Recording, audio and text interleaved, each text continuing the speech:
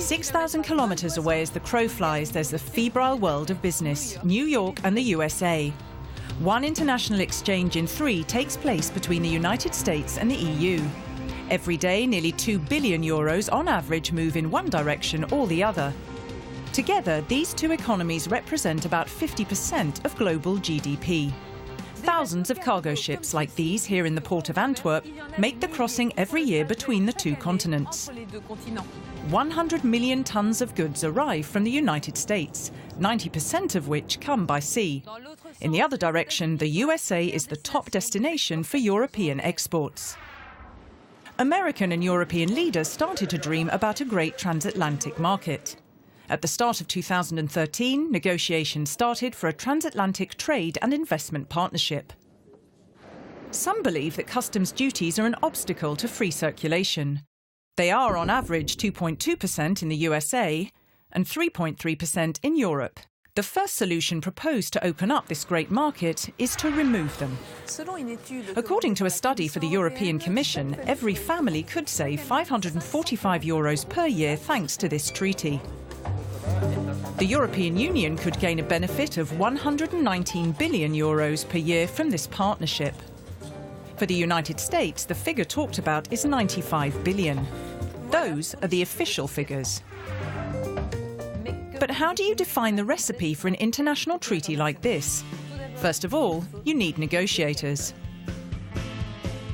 The European Commission will represent the interests of the EU. It has a mandate from the member states. Since the start, 6 rounds of negotiations have already taken place, alternating between Washington and Brussels. And what of the European Parliament in all this?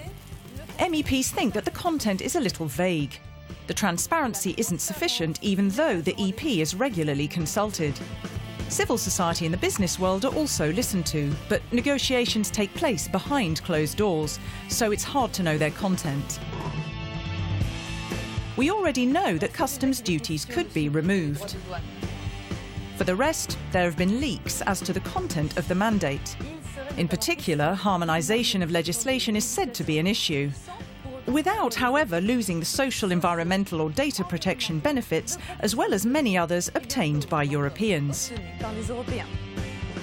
Some worry about what they might find on their plates if this free trade treaty were to be adopted. No question of eating American beef with hormones or chicken disinfected with chlorine, still less GMOs. To tempt the Europeans, American public tenders could finally be opened.